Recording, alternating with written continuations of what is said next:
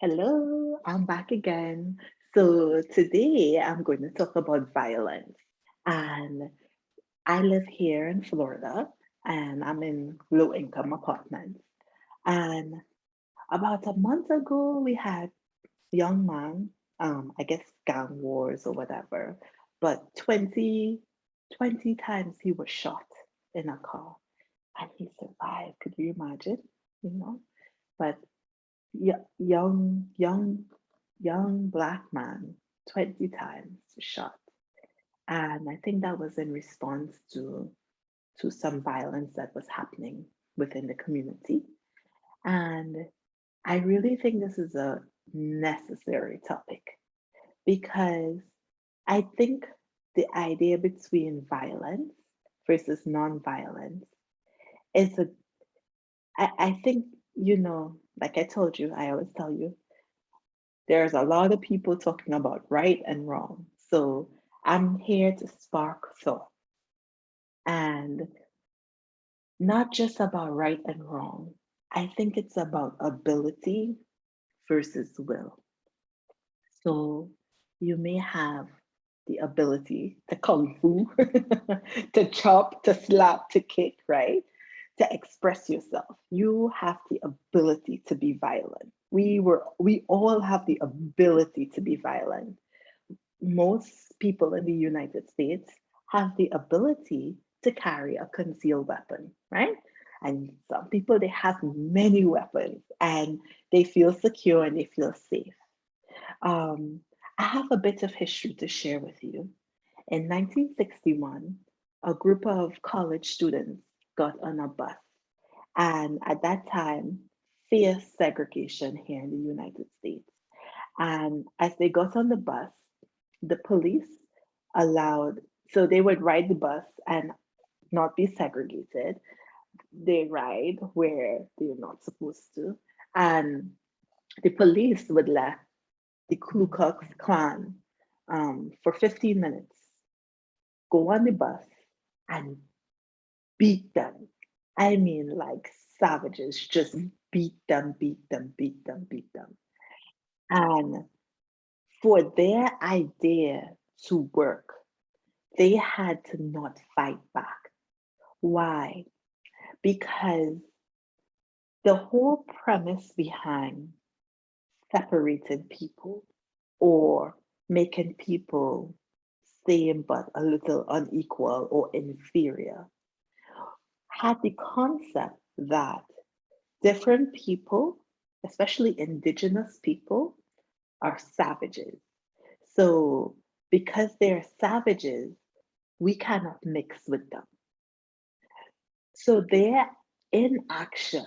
They're staying on the bus, right? Most of these members of the Ku Klux Klan, if I'm saying that correctly, Ku Klux Klan, they were very strong, religious, Christian, church going, upstanding, moral people.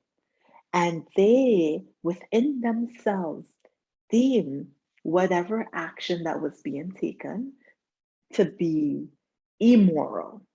And usually, when people become violent or even start despising or detesting, it's because within their righteousness, they deem whatever is being done as immoral. So, them beating these young Black students on the bus, it gave the world a picture of what really was morality. How could you be moral while beating someone who is defenseless, never did you anything, and you're beating them not for what they did, but for who they are? It serves as a reflection, and I'll talk about reflection later, but their nonviolence served as a reflection to the people that was mistreating them. You say you are so holy and you are so moral and you are so righteous, but look how you're treating others. That pierced the conscience of many. Dr. Martin Luther King said in response to the beating, here's what he said.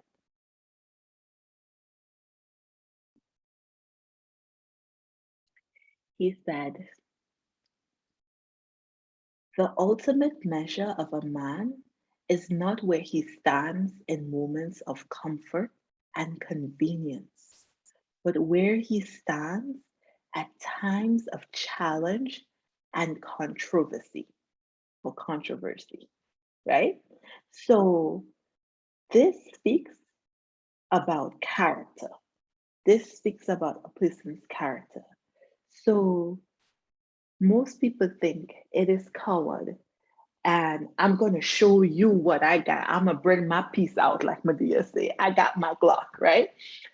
Most people think showing up and being strong is strength, right? But there is a strength that is way superior to reacting. And that strength is having the courage to stand for something. That strength is having the courage to know I am able to react. I can. I can. I choose not to. That is extreme willpower. That don't wake up in the morning and say, I'm gonna just let somebody hit over me. Think about it. If Jesus, right? He was a prophet and he was in a whole line of prophets. You look at Daniel, they put him in a lion's cell. Then Jeremiah, they put him in stocks, right? You had people, amazing people who did amazing things, running for their lives. You had amazing people being beat upon all through humanity, right? Think about it. Think about the history. The people who were violent, the people who seemed strong, right, by their use of violence, right? Are they really strong, right?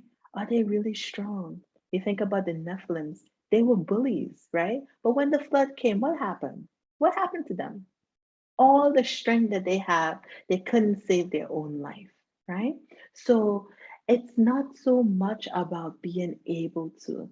And sometimes when we don't affirm ourselves, when we don't affirm the person we are, when we don't affirm, I am strong, I am worthy, right? I am capable to defend myself, I am able to defend myself, and I choose not to. When you don't affirm yourself, you go out into this world wanting to prove yourself.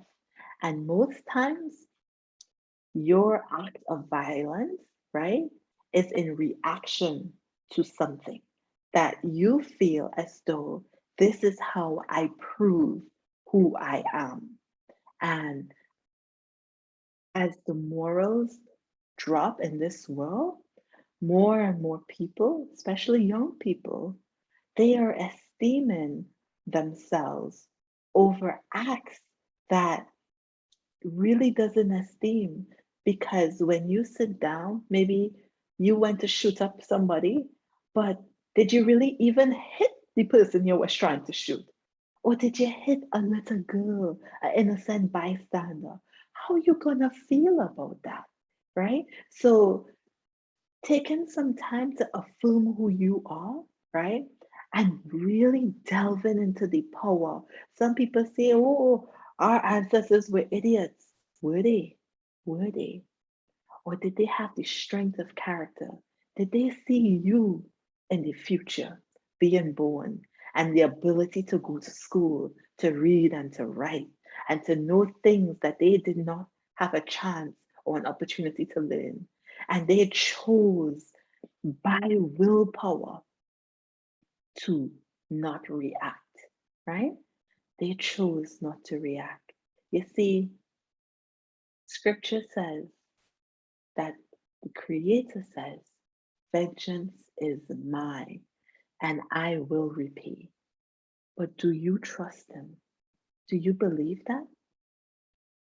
It will determine how you act. And more important, how you react when someone triggers you.